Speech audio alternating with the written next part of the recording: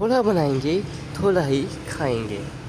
लम्सा की शादी हो चुकी थी, उसके मियाँ हर वक्त काम में मसरूफ़ रहते थे, मसरूफ़। ना वो अपनी बीबी को टाइम देते, ना वो अपने माँ पिता को टाइम देते, वो हर वक्त काम में मसरूफ़ रहते। उनको एक अच्छी ऑफर आई कि भाई के मुल्क में आपके लिए एक अच्छी नौकरी है, अगर आप करना चाहते हैं तो आ जाएं। तो उसने फिर जल्दी जल्दी में हामी भर दी और फिर अपनी बीबी को बताया। बीबी ने मना कर दिया कि आप मत जाओ, हम आपके बिना कैसे लाएंगे, आपके माँ पिता भी हैं। तो उसने एक महीने सुने, उसने फ़्लाइट कराई, वो दूसरे शहर जाके पहुंच गया, दूसरे वतन जाके पहुंच गया।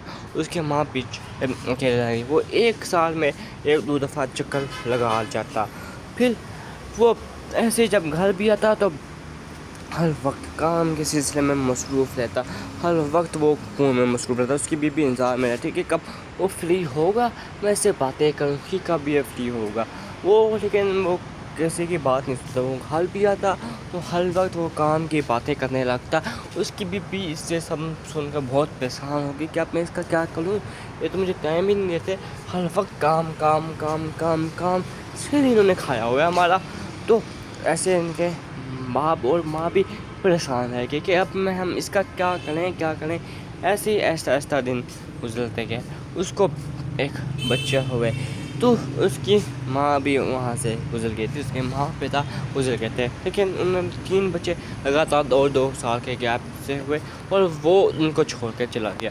फिर बहुत इतने लंबे समय के बाद चला गया, उनके पास राशन भी ख़त्म हो गया। वो बैल अपने बच्चों को अकेला छोड़ के नहीं जा सकती थी, उसने अपने पड़ोसी को कहा कि जाओ मेरे लिए वो दे देना तो दे देना। फिर ऐसे ही वो एक दिन आया और थोड़ी देर बैठा और फिर चला गया। अपने बच्चों को भी नहीं देखा, बच्चे स्कूल से आने वाले हैं नहीं आने वाले। उसने कहा बस मैं भी जा रहा हूँ, अब मेरा कोई पता नहीं मैं कब आऊँगा कब नहीं आऊँगा। और बेचारी बेबस बाहर खड़ी होकर देखती रही कि क्या हो रहा है मेरे साथ। मेरा मियाँ नहीं सो रहा।